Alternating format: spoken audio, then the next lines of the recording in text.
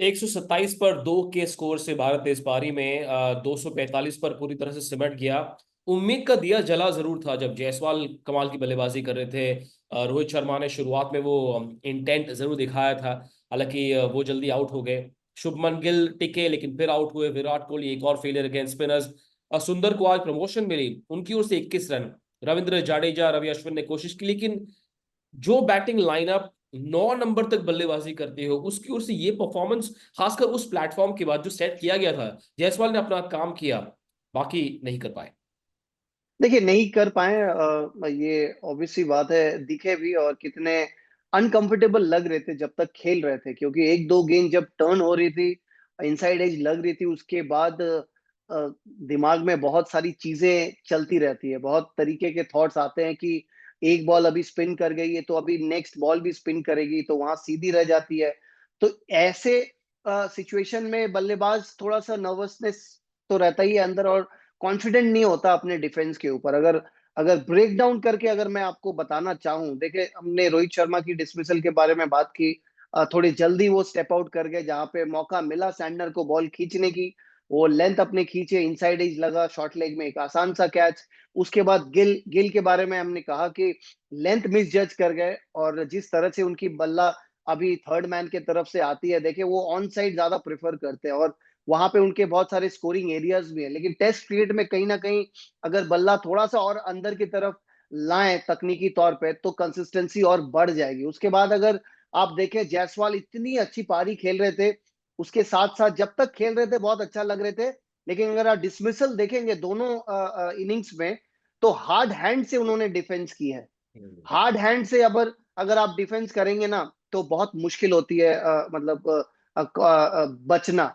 अगर बॉल सीधी रहती है तो, जो जडेजा ने बाद में दिखाई कि सॉफ्ट हैंड से कैसे इतने देर खेल सकते हो इसी स्पिनर्स को। लेकिन उसके बाद फिर ऋषभ पंत, जैसे हमने कहा कि स्कूल बॉय एरर, बेसिक्स में उनकी मिस्टेक थी, क्योंकि बहुत बड़ी विकेट थी मनीष भाई। क्योंकि अगर आप देखें, पहले टेस्ट में भी एक जीत का किरण पीछे रहने के बाद भी उन्होंने ही वापस लाए थे 99 रन की पारी खेलते हुए, और left hand right hand combination का एक सोच लगाया था गंभीर साहब ने, इसलिए सुंदर का प्रमोशन हुआ था। वो भी बहुत अच्छा खेल रहे थे, लेकिन जिस तरह से वो भी आउट हुए, निराश होंगे। और सरफराज जैसे आउट हुए, देखे ऐसा मतलब अच्छा नहीं लगा हमें, क्योंकि हमें ऐसा लग रहा था कि एक बंदा जो 150 रन बना के आ रहा है, ऐसे तो एटलीस्ट आउट नहीं हो, जहां पे वो लाइन मिस कर जाए अपने।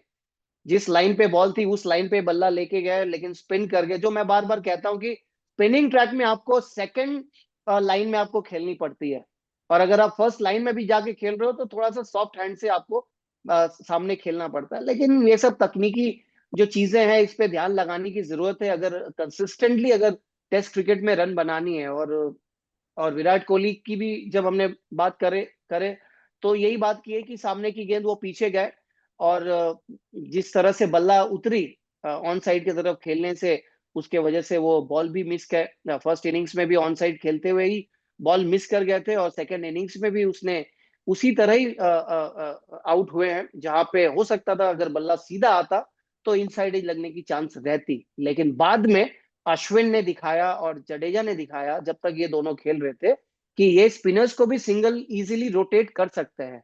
तो आप एक चीज कंपेयर करने की कोशिश करें मनीष भाई, देखे अश्विन अगर इतने ठंडे दिमाग से खेल सकते हैं, इजीली खेल सकते हैं, कंफर्टेबली खेल सकते हैं, तो बाकी जो बल्लेबाज है ऊपरी क्रम के, वो लोग क्यों नहीं खेल पा रहे? तो ये सिर्फ सोच का फर्क है, टेम्परामेंट का फर्क है, और अपने जो अंदर की जो आत्मविश्वास है, किस तरह से डिफेंड करनी है, किस तरह से सिंगल रोटेट करनी है, ये सोच में थोड़ी सी फर्क है जो सुधारने की जरूरत है।